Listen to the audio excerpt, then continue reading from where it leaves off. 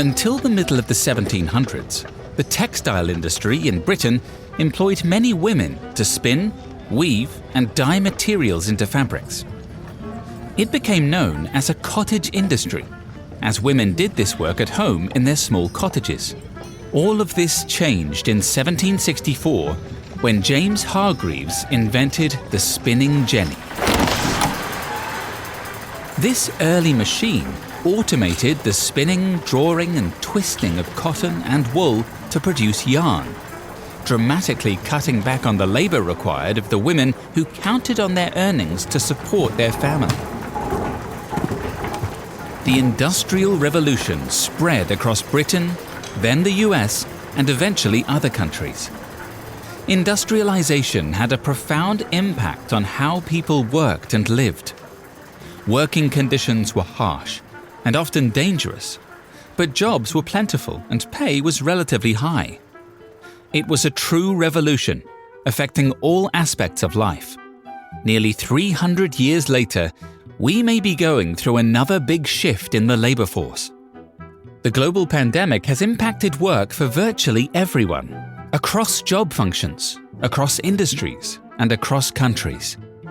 But it's uncertain which changes are temporary and which will be longer lasting. On top of this, the growing use of artificial intelligence could also affect labor in significant ways. And like the early Industrial Revolution in Britain, women could be disproportionately affected. According to a recent study by Revelio Labs, 7 out of 10 workers in jobs exposed to artificial intelligence are women.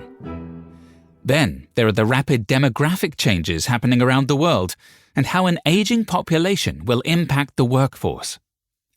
What are the key things to know about recent labor trends? Can we apply any insights into labor trends to better understand the economic environment and investment opportunities? And what can firms do to improve their competitive position as current trends continue to unfold? To understand today's investment landscape, it's important to know how we got here. This is the OUTThinking Investor, a podcast from PGIM that examines the past, the present-day opportunities, and the future possibilities across global capital markets. In this episode, 3 experts share their views on longer-term labor trends and the potential consequences of these trends. Greg Wright is Associate Professor of Economics at the University of California at Merced and a Senior Fellow at the Brookings Institution. Zeynep Ton is Professor of the Practice, Operations Management at MIT Sloan and author of the book The Case for Good Jobs: How Great Companies Bring Dignity, Pay, and Meaning to Everyone's Work. Jakob Wilhelmus is PGIM's Director of Thematic Research. The labor market has experienced significant changes over the past few years. But how do we know whether these changes are mostly in response to the global pandemic and ultimately short-lived? Or are they expected to become ingrained and the shape of things to come?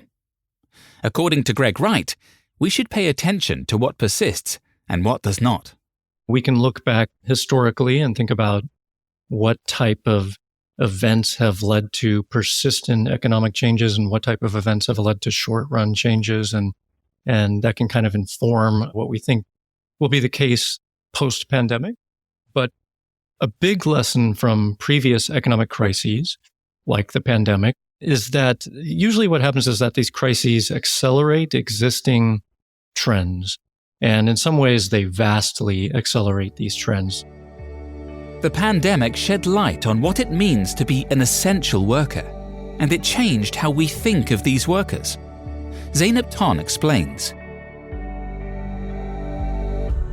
The global pandemic reminded us that low-wage jobs that we have been calling unskilled are essential jobs for the functioning of our economy, right? We started calling retail workers, nursing home workers, distribution workers, essential workers because they're so essential to the functioning of our economy, and their jobs became harder, right? It became more complicated. So the pandemic helped us understand the critical role these employees play in our economy and their importance for our economy.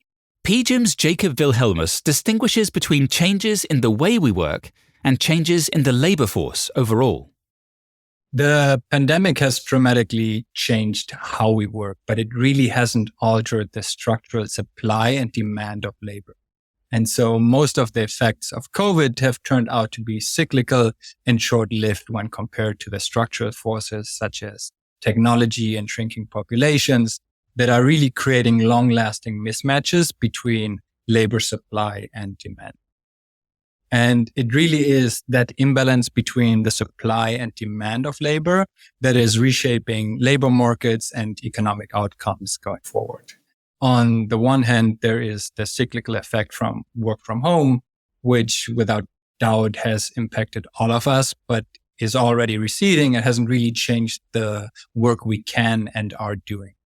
And then on the other hand, there is a shrinking workforce, which is a structural mismatch that is becoming a reality in most countries and has big structural implication as it creates labor market mismatches that will impact wages, productivity, as well as economic growth.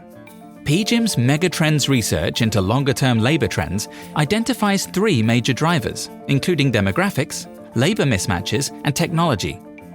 Demographics seem to be an obvious indicator of future workforce issues. If we know today's birth rate, we should have a pretty good idea of what the workforce will look like in 20 years. But unexpected events can disrupt this relationship.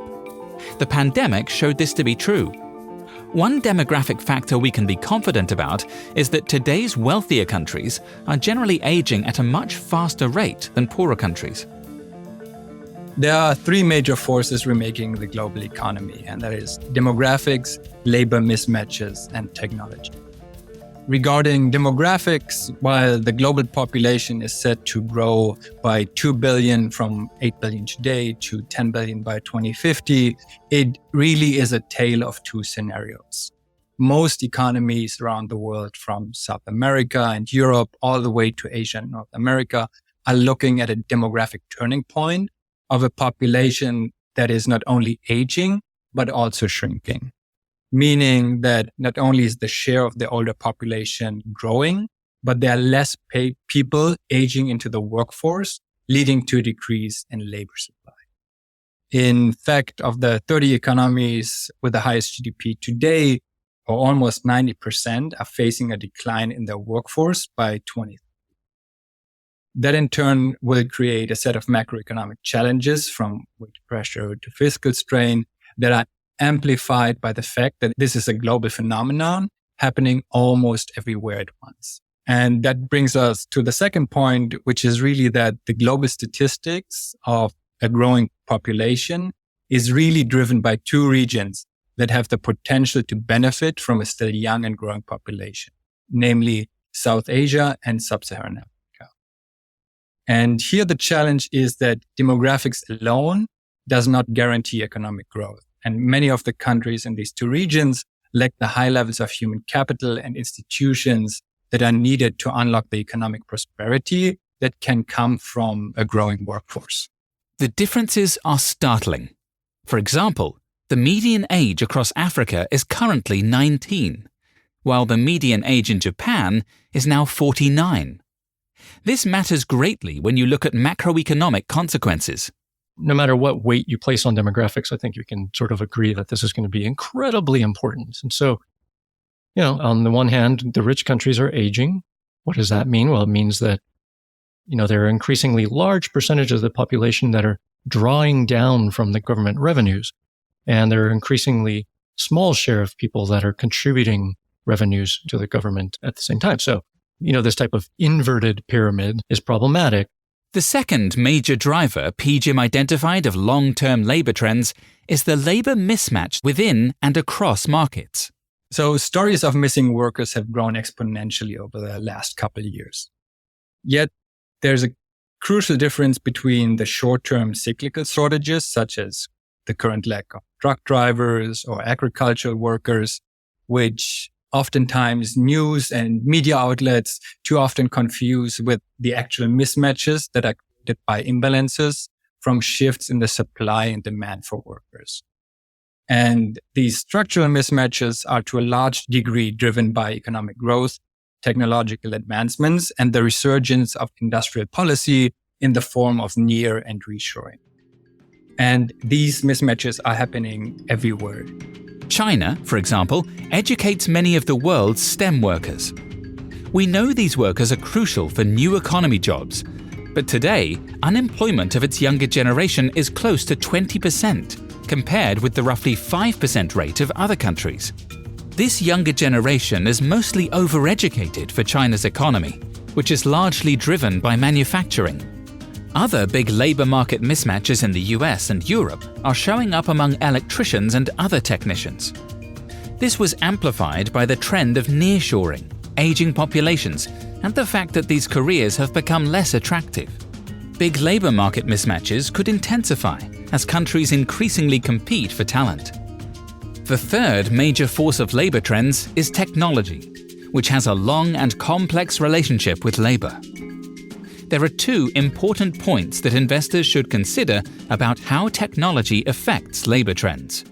Technology really changes work more than it replaces it. And so over the past centuries, we have seen that each technological paradigm shift has followed a very similar pattern, where technology has allowed us to replace some of the more repetitive or manual tasks, which then in turn increased our productivity, created new skills, as well as new roles. And then second, AI really has expanded from the factory floor to offices and high rises, transforming legal offices, administrative services, and hedge funds. And so what is different this time, and in parts responsible for the alarming media headlines and the hype, is the fact that the capabilities of AI and natural language processing are able to replace tasks, not only in the mechanical world, but also in the cognitive realm of professional services. Just as with any other innovation, whether artificial intelligence improves jobs or eliminates them depends on how it's used. If our mindset is, let's use technologies to create value for customer and to improve the jobs of the frontline employees, then AI and new technologies are a great enabler of that. However, if the mindset is, well, people are just a cost to be minimized, and we're going to use technology to replace labor costs as much as we can, then those new technologies will be a substitute for labor. They won't necessarily improve productivity, and they won't necessarily improve the customer experience. Productivity and customer experience is key for Zeynep Ton.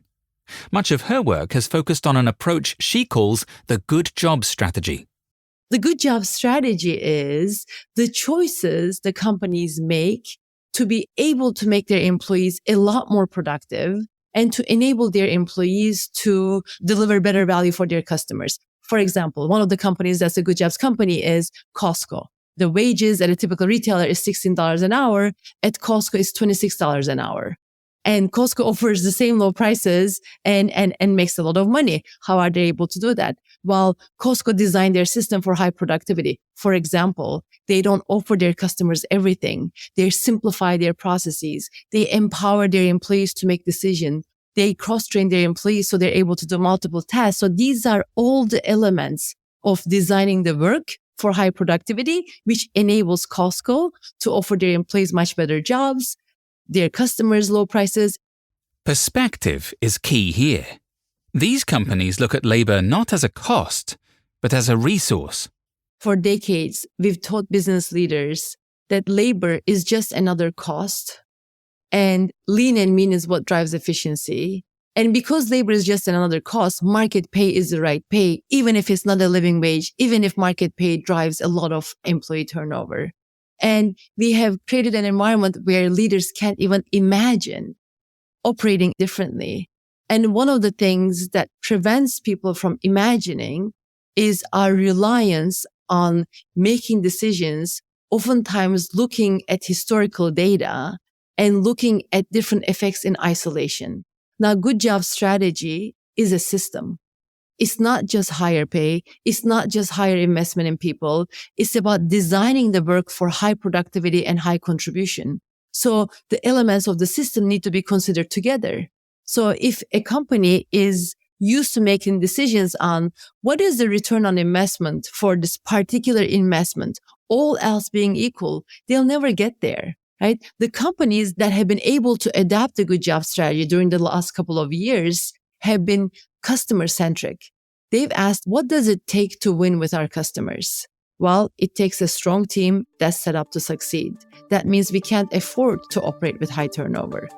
Unhappy workers may be even more likely to leave today than in the past, when the labour market was not as tight and there was less certainty that the next job was just around the corner. Direct and indirect costs of turnover are significant. One of the costs is direct turnover costs.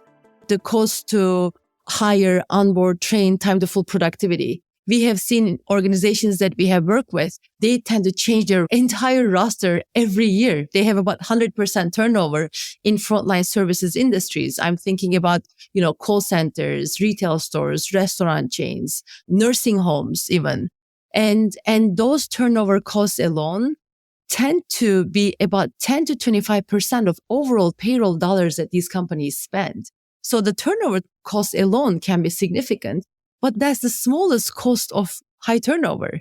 The bigger cost is the cost of lost sales, the cost of mistakes, the cost of low productivity, the cost of people having to redo things. And those costs are much bigger than the direct turnover cost.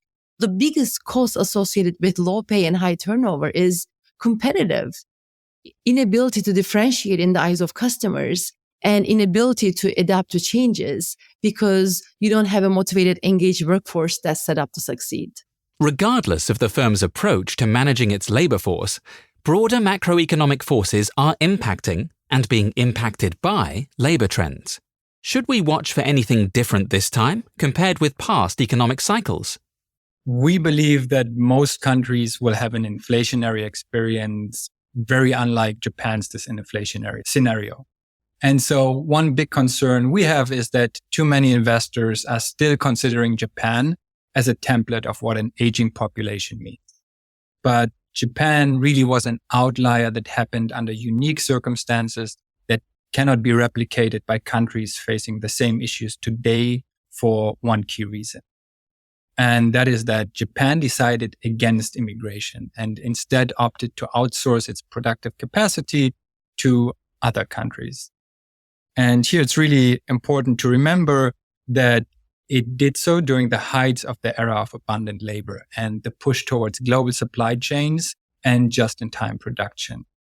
But countries today are facing a very different reality where labor worldwide is becoming scarce and concerns around national security have curbed the enthusiasm around a global supply chain focused solely on cost optimization. So rather than being a prime example, the disinflationary experience of Japan is really a distraction from what is a set of inflationary impulses that will transform the macroeconomic underpinnings of the global economy. What should investors focus on in trying to identify companies that are well placed to manage through these labor force dynamics? Perhaps less on asset allocation than on country allocation. Demographics are not destiny. Public policy matters a lot in how a country adjusts to a declining working-age population. PGIM has a framework that can be used as a starting point for evaluating this, including these 3 key criteria: labour supply, labour quality, and policy environment. First, there is labour supply, or the current as well as future demographic outlook. And here, the idea is not only to capture how fast a country's population is declining, but also if there are other opportunities and actions to increase labor supply. One obvious solution would be immigration, but then another one is female participation rates, which are still too low in many countries across. The second factor is labor quality, which really gives investors an overview of the potential mismatches between the required job skills and those offered by the workforce. And that is something we are all seeing right now with onshoring and the push to renewables and their struggle to find enough workers. Last but not least, a country's policy environment captures factors that allow a qualified workforce to create economic growth. And that ranges from the educational system to good institutions, all the way to the capability of attracting global talent. Which countries in particular are well positioned for the changing labor dynamics? Our framework suggests that countries such as Canada, Switzerland, the United Arab Emirates, or Singapore have made policy choices that will help them adjust to this new era of labor. And most critically, those policies are around immigration and participation rates, which are essential to offset inflationary pressures. The model, I think, in many ways is Germany, and there are other Western European countries that have done a good job of investing heavily in alternative career tracks for workers, apprenticeships, these type of things that can kind of ensure that a lot of these workers in these dead-end jobs can find pathways out and up. And it's not easy in the US, and other countries have found better ways of doing this. But right now is a great opportunity to be doing this because labor markets are tight, because bargaining power has shifted, and because at the same time, we have massive industrial policy ongoing. The motivation and impact of industrial policy relates back to an earlier point on market mismatches. One thing we've seen in many countries that are advanced is overeducation. So a big part of the workforce basically has a level of education that is not required for the job that they end up in. And so that's one of those imbalances between labor supply and demand, where it's really sort of, you have, like in China, you have all of these graduates who are STEM, which everybody in the world is always fuzzing about, that those are the ones that are missing, but it's not really the kind of worker or labor supply that is needed for their economy. And you have that everywhere. And so there's definitely a lag between identifying your workforce needs and being able to supply that need or fill that gap that is created. Related to this is the industrial policy factor. Industrial policy sort of really accelerates all of these issues. It's creating more jobs on a global scale. So by onshoring semiconductors, you're basically replicating what exists somewhere else, but that then means you need that workforce that you didn't have before, and you need it really, really quick because everybody wants to basically ramp up their production of semiconductors over a few years, whereas normally that just takes longer time. Artificial intelligence is a good example of how investors would be wise to aim to distinguish short-term or tactical trends from longer-term or strategic initiatives, along with the direct and indirect impacts. One major risk for investors is always to get swept away by the immediate hype. And when it comes to the new era of labor, that hype has really been built around AI in the form of natural language processing. That does not mean that we're not convinced that natural language processing will be transformative, but it is too early to be sure who exactly will turn out to be a winner. And so for investors that need to allocate money right now, the infrastructure that is needed to run those services and underlying models are way more attractive than the applications. And to be more specific, that means investment in data centers, both providers in real estate, as well as chip manufacturers that have moved to the center of global industrial policy. Looking at the bigger picture is the impact of a declining workforce on macroeconomic output and firms' production. When it comes to increasing production, firms only have two options. Either you increase the productivity of your current workforce or you find new sources of labor.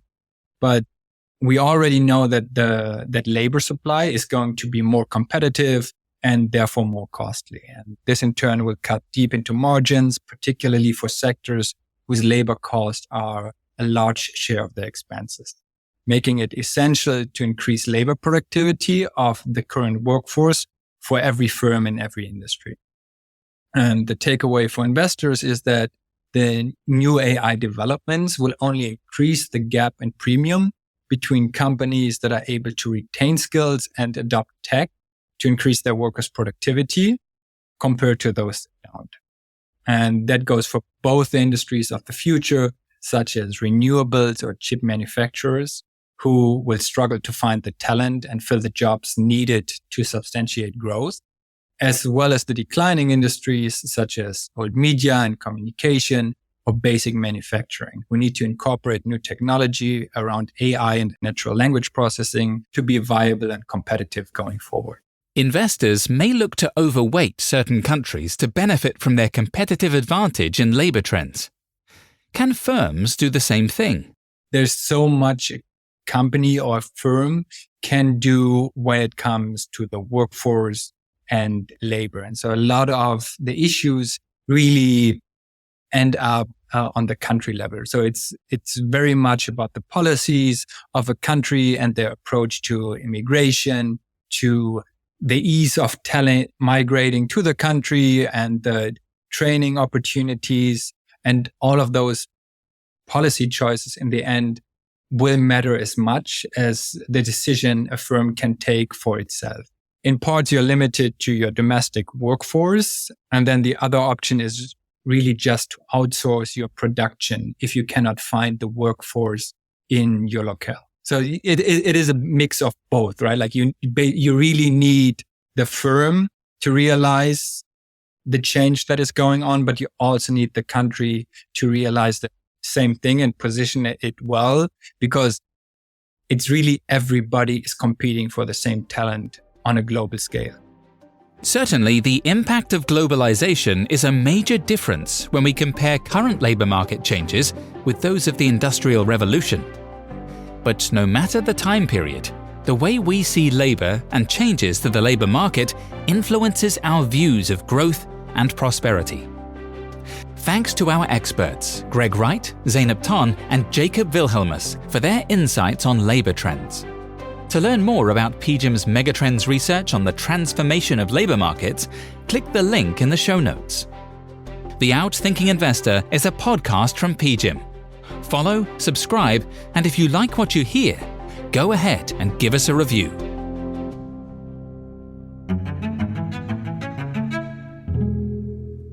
This podcast is intended solely for professional investor use. Past performance is not a guarantee of future results. All investments involve risk, including the loss of capital. PGIM is not acting as your fiduciary. The contents are for informational purposes only, are based on information available when created, and are subject to change. It is not intended as investment, legal, or tax advice and does not consider a recipient's financial objectives. This podcast includes the views and opinions of the authors and may not reflect PGIM's views. PGIM and its related entities may make investment decisions that are inconsistent with the views expressed herein. This podcast should not be reproduced without PGIM's prior written consent. No liability is accepted for any direct, indirect, or consequential loss that may arise from any use of the information contained in or derived from this podcast. This material is not for distribution to any recipient located in any jurisdiction where such distribution is unlawful. PGIM is the global asset management business of Prudential Financial Inc., which is not affiliated in any manner with Prudential plc, incorporated in the United Kingdom, or with Prudential Assurance Company, a subsidiary of M&G plc, incorporated in the United Kingdom. Copyright 2023. The PGIM logo and the rock symbols are service marks of PGIM's parent and its related entities, registered in many jurisdictions worldwide.